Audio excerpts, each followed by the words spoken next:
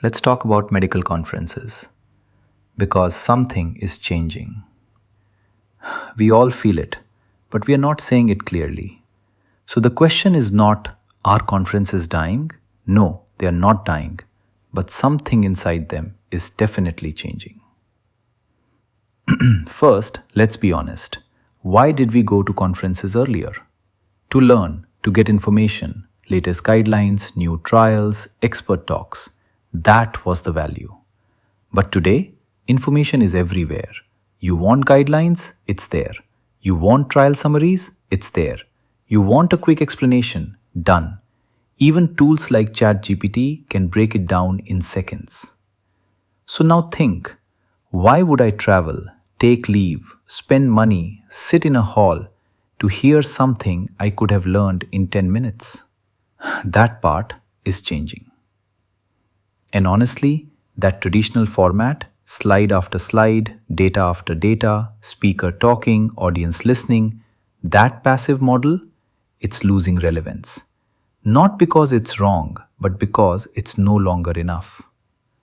But does that mean conferences are over? Not at all, because there are things conferences do that nothing else can replace. Networking, that one conversation in the corridor, that one person you meet over coffee, that doesn't happen online. Interaction, real discussions, disagreements, what would you have done moments, that energy, that exchange, you can't download that. And then the feeling, being in a room with people who do what you do, same struggles, same decisions, that sense of community, that stays. But here's another uncomfortable truth. These massive conferences, 4,000 people, 5,000 people, huge auditoriums, can you really transform anyone there? Honestly, no.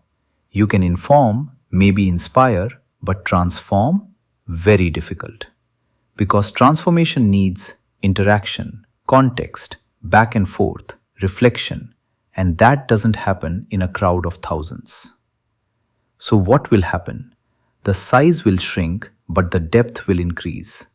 Small groups, 50 people, maybe 100, like-minded people, same level, same interest, same problems. Now that works. In that setting, you can discuss real cases. You can pause, question, challenge. You can say, this is what I did. What would you have done? You can show skills, not just talk about them, show them. You can discuss complications, the real ones, the uncomfortable ones. What went wrong? How do we avoid it next time? You can go through images, angiograms, scans, intra-procedural decisions. That kind of learning sticks. And suddenly, you're not just listening, you're thinking, you're engaging, you're changing how you practice. So what is happening? Simple. The purpose is shifting. Earlier, we went for information. Now, if we go, it has to be for something more. We go for skills. Show me how you do it. Let me see the nuance. We go for cases. Not this is the guideline, but this is the patient, now what? We go for demonstrations, real decisions, real-time thinking. We go for transformation, not just knowing more, but becoming better. Because let's be very clear, knowledge you can get anywhere, but judgment, experience, decision-making, that needs presence. That needs interaction. That needs the right environment. So maybe the real shift is this. If you're going to a conference just to listen, that era is slowly fading. But if you're going to engage, to question, to practice, to change how you think, that is the future.